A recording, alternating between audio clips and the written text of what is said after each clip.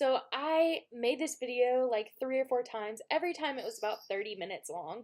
And I know that I don't have a huge reach on here right now, and a long video is not what someone wants, especially when it's just me talking.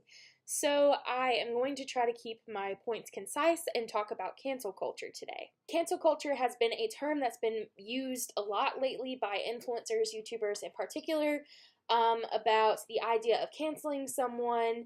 They say that it's become very toxic, and I do agree with them on that, but I don't agree that cancel culture is primarily the responsibility of the followers. The reason I don't believe this is because the idea of canceling someone usually comes from a drama video from another influencer directed towards the influencer that they want to cancel. In the case of James Charles, that video was by Tati Westbrook.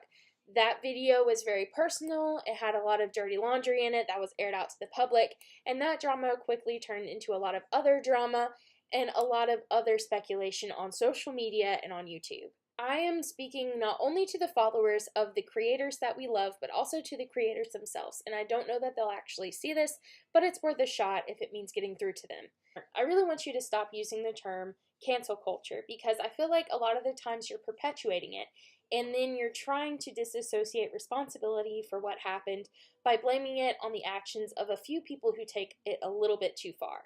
Obviously, we all know that sending death threats to somebody is very unacceptable, and you should never push someone to their limits and never make them question their mental stability. But we also know that people who do wrong do need to be identified and do need to be called to the carpet for their actions. But as a creator, you know that you have a trusted following, and you also have a ton of people who are just on your social media to see the changes in the tweets and the reactions so that they can pull some sort of drama out of it for a news story. Trust me, I used to be a journalist, and I kind of did this a little bit, but I was at a smaller paper, so it wasn't that big of a deal. YouTubers are a very special class of celebrity. Not only do they capture our attention and they get media coverage and news coverage, but they also are very relatable and very easy to access when you compare them to big name singers, writers, directors, movie stars, what have you. We also get to see a lot more of their daily life without worrying about a publicist getting involved that we can tell. With such a large following, creators know that when they make a comment, when they make a tweet, when they make a video, that it's going to get reach. So I don't buy it when people say that they didn't know that something would blow up this big. I would buy that if it was a very small channel, but even then, you know that if you add someone's name who's very famous into the subject line, a lot of people are going to be looking at that video. But the other thing I want to say to creators is that bringing a drama out definitely ends up in a big mess, as we've been seeing with this James Charles, Tati Westbrook, Jeffree Star, everyone you know situation right now, because everyone has their own side of the story, everyone has their own information that maybe the other person isn't privy to. And when that happens, no one knows who to trust. Somebody obviously isn't telling a whole truth. Someone's telling a half truth, and everyone's kind of said that at some point. Everyone said, someone's saying a half truth here. Someone's not being completely honest. And it really sucks because as a creator, you know that you have the trust of your followers. You know that because we watch you every single day that we trust you. When you review a product, you put your stamp of approval on it in some cases, and we know that it's a product that we can trust, a product that does the right job. It's a very big responsibility to be an influencer and a YouTuber, and we all know that you have a very big reach and a very big trust with people who you've never met you.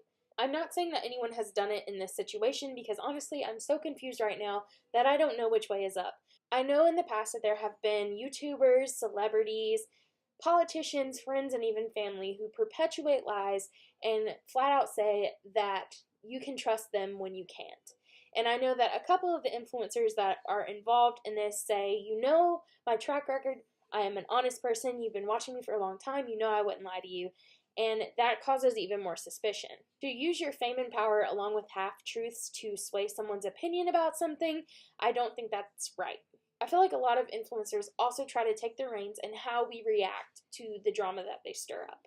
They don't like how some people react, but the truth is that a lot of the people who they reach are actually at an age where they don't know how to appropriately react to a situation. A lot of the beauty gurus on YouTube have a very young audience because a lot of their audience is made up of young people who are just starting to play with makeup. They want to learn from a professional or somebody who just looks really good. So they go to the people who look good and who do awesome makeup looks and are very easy to watch and very relatable. Obviously, as we can tell by bullying statistics, as well as personal experience from when we were younger, we know that there's a lot of disassociation with bullying and bullies at a young age. We know that young people don't always know the gravity of their words and their actions, and we know that they also take some of those words and actions a lot harder than they would if they were older. So obviously, if you go out and you sling allegations around that aren't completely founded in 100% truth or fact, then you are going to have a weird reaction from a bunch of group of people. Now, while I believe that you should get as much information about a situation before you make a judgment call, I do know, like I said, that a lot of people are not capable of that, or they're really young and they haven't learned that yet. But I think that as an influencer, you should know that that's the audience that you're dealing with. I know from working in marketing that you do identify your ideal customer. You do know who you're reaching. It's all a part of your brand. It's all a part of your marketing.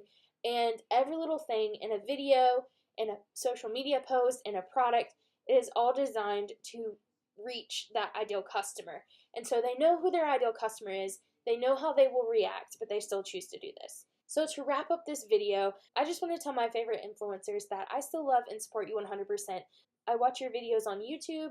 Sometimes I buy your product. Sometimes I just like reading your tweets.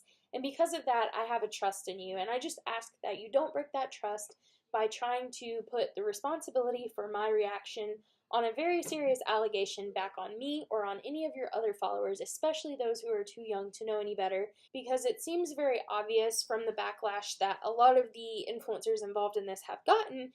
This content seems to fade away from the interests of people a lot quicker than enjoyable content. Instead of enjoying your content and your videos, we're instead given information like we're solving a cold case. All we have is possibly faked receipts and witness testimony, and we honestly don't know who to believe.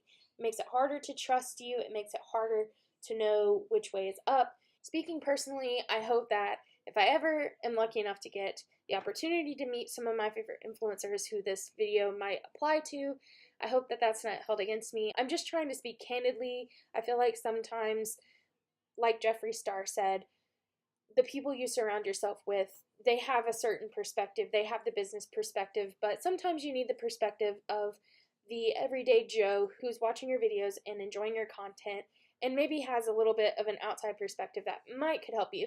So that's all I have to say. I hope that I got enough out for this video to make any sense. I know I didn't cover any of the drama. I highly suggest checking out the videos that remain. But if you're interested in a longer video, I can definitely do that. But I didn't want to put a super long video out because I don't have a huge following.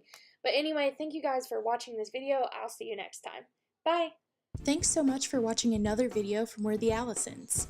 If you liked this video, please be sure to subscribe to our channel. Be sure to check out some of our other videos, and follow us on our social media sites. Thanks for watching. See you next time.